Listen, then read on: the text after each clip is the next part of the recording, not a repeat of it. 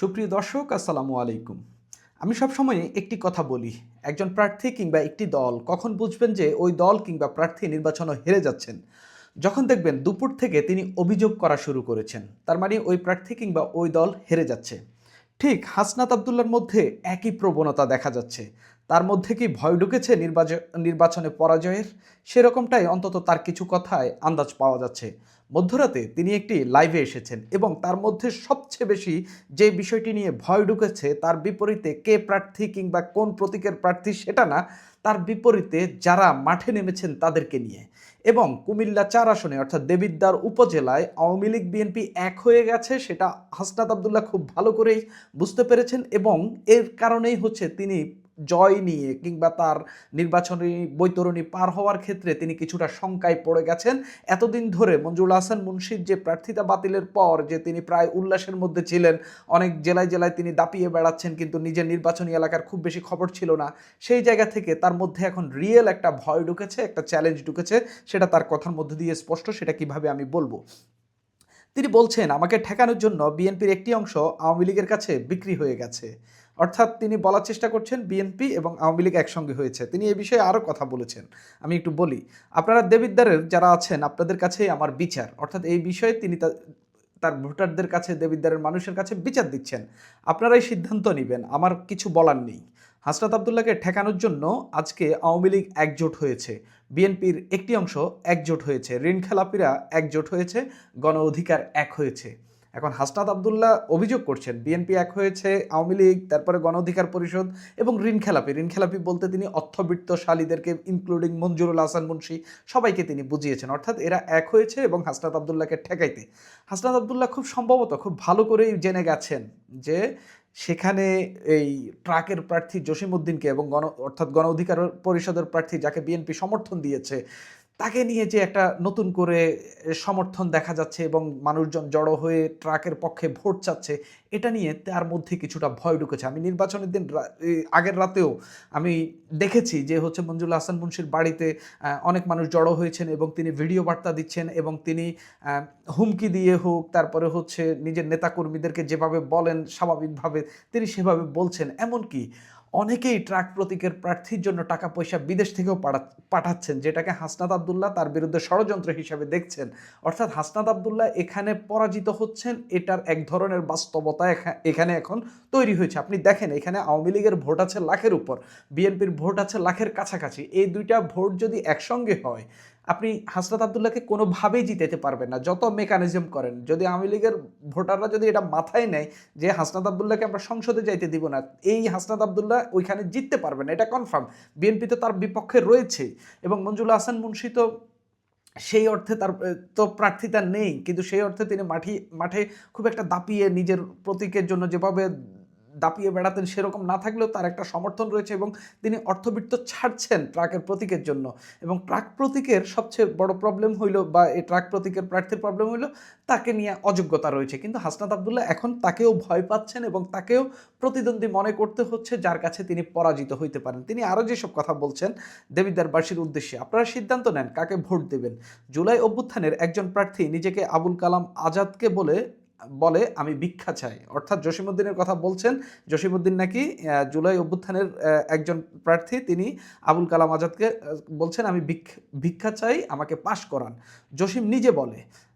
এই সব প্রমাণ আমি আপনাদেরকে দিয়েছি। অর্থাৎ জসিমের বিরুদ্ধে এখন হাসনাত আবদুল্লাহর কথা বলতে হচ্ছে, অথচ সেখানে হাসনাত আবদুল্লাহর প্রভাব এবং হাসনাত আবদুল্লাহ প্রার্থী হিসাবে সেই জায়গায় পৌঁছে গিয়েছিলেন, কিংবা মঞ্জুরুল হাসান মুন্সির প্রার্থিতা বাতিল হওয়ার মধ্য দিয়ে তার দাপট সেখানে সেভাবেই তৈরি হয়েছিল যে আসলে তিনি এই জসিমউদ্দিনকে, অখ্যাত খড়কুটা এবং অখ্যাত এই প্রার্থীকে কাউন্ট করার কোনো দরকারও ছিল না। কিন্তু যেই জসিমউদ্দিন ঠিকমতো কথা বলতে পারে না, সেই জসিমউদ্দিনই এখনই তার মনে কাঁপন দড়িয়ে দিয়েছে এবং রিয়েল প্রতিপক্ষের মতো যেভাবে একে অপরের বিরুদ্ধে কথা বলে, ঠিক সেভাবে হাসনাত আবদুল্লাহ জসিমউদ্দিনের বিরুদ্ধে কথা বলছেন।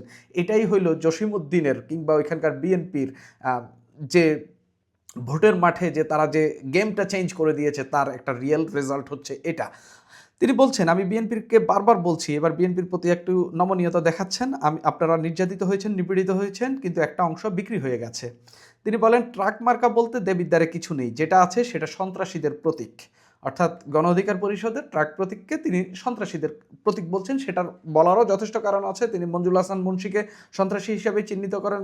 দেবিদ্বারের ওই বিএনপির যে অংশের নেতাদের কথা বলছেন তাদেরকে তিনি সন্ত্রাসী হিসাবেই আখ্যা দেন। এখন তারা যেহেতু ট্রাকের পক্ষে কাজ করছেন তাদেরকে তিনি সন্ত্রাসী হিসাবেই চিহ্নিত করছেন।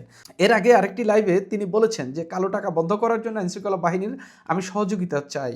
ভোট আমাদের পবিত্র আমানত, কালো টাকা দিয়ে ভোট কিনে নেবে সেটা আমরা কখনোই হতে দেব না। এখন থেকে ভোটের ফলাফল শেষ না হওয়া পর্যন্ত আমি মাঠে থাকব। যখন দেখলো যে আমাদের আর কোনো কিছু দিয়ে আটকাতে পারছে না, তখন একটি পক্ষ টাকা দিয়ে মাঠে নেমেছে। যারা টাকা দিয়ে দেবিদ্বারে এসেছেন তাদের অস্তিত্ব থাকবে না। তিনি এরকম, অর্থাৎ হাসনাত আবদুল্লাহকে টাকা ছড়ালে হারিয়ে দেওয়া যাবে সেই সংশয়ও তিনি প্রকাশ করছেন, এবং আওয়ামী লীগ বিএনপি জোট হওয়ার ফলে তিনি হেরে যেতে পারেন সেই সংশয়ও তার মধ্যে দেখা যাচ্ছে। অর্থাৎ নির্বাচন নিয়ে দুইটা গুরুত্বপূর্ণ ডাইমেনশন। বাংলাদেশের নির্বাচনে টাকা ছড়াছড়ি হয়।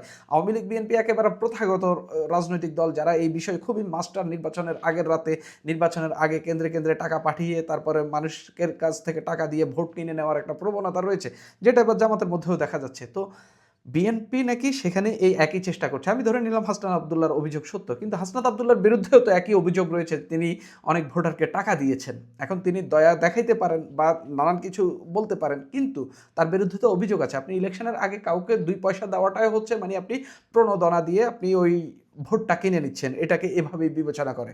তবে সবচেয়ে গুরুত্বপূর্ণ বিষয় যেটি, হাসনাত আবদুল্লাহকে একেবারে জাতশত্রু মনে করে আওয়ামী লীগ, এবং এনসিপির সম্ভবত এনসিপির সম্মুখ সারির অভ্যুত্থানের সম্মুখ সারির নেতারা এনসিপি দলটি তৈরি করেছে। এনসিপির প্রতি আওয়ামী লীগের একটা ক্ষোভ আছে, তবে বিশেষ ক্ষোভ রয়েছে হাসনাত আবদুল্লাহর বিরুদ্ধে।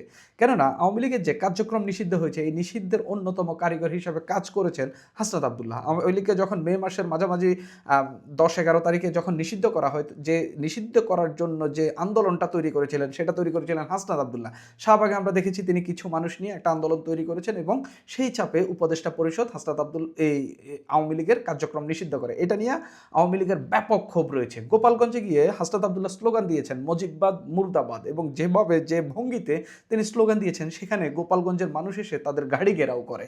গাড়ি ঘেরাও করার পর সেখানে একটা ক্যাচাল লেগে যায়, তারপরে পুলিশ গুলি চালায় এবং 5 জন হতাহত হয়, 5 জনের নিহত হন, বেশ মানুষ আহত হন। এটা নিয়ে আওয়ামী লীগের ক্ষোভ রয়েছে। গোপালগঞ্জে গিয়ে তার কারণে আওয়ামী লীগের 5 জন মানুষ মারা গেছে, সেখানে তিনি মুজিববাদ মুর্দাবাদ স্লোগান দিয়েছেন, যার কারণে একটা বড় অস্থিরতা তৈরি হয়েছে। এটা নিয়ে আওয়ামী লীগের প্রচুর পরিমাণে ক্ষোভ রয়েছে। একে তো অভ্যুত্থানে তাদের হাতে হচ্ছে শেখ হাসিনা, বা তাদের আন্দোলন, তাদের মধ্য তারা যে আন্দোলন তৈরি করেছেন সেই আন্দোলন থেকেই হচ্ছে শেখ হাসিনার পতন হয়েছে। আওয়ামী লীগ নিষিদ্ধ হয়েছে হাসনাত আবদুল্লাহর কারণে, গোপালগঞ্জে 5 জন নিহত হয়েছে হাসনাত আবদুল্লাহর কারণে। সব মিলিয়ে হাসনাত আবদুল্লাহকে আওয়ামী লীগ একেবারে তাদের জাত শত্রু মনে করে। সেই জায়গা থেকে ওই দেবিদ্বারের যেখানে হচ্ছে হাসনাত আবদুল্লাহ নির্বাচন করছেন, সেখানকার আওয়ামী লীগ নেতারা চাচ্ছেন না যে হাসনাত আবদুল্লাহ সংসদে যাক কিংবা এমপি নির্বাচিত হয়ে তাদের উপর আবার নতুন করে ছড়ি ঘুরাক, এটা হচ্ছে ওইখানকার লোকেরা চাচ্ছেন না, এবং যার কারণে আওয়ামী লীগ বিএনপি এখানে এক হয়েছে। এটা একবারে সত্য কথা, যেটা হাসনাত আবদুল্লাহর ভেতরে ভয় ঢুকিয়ে দিয়েছে। আজকে সারাদিন ভোট চলবে, আমরা রেজাল্ট জানবো, কি ঘটে আমরা এখনো জানি না। তবে হাসনাত আবদুল্লাহ ভয় পাচ্ছে, এটা চরম সত্য কথা। সুপ্রিয় দর্শক, এখন এই পর্যন্তই।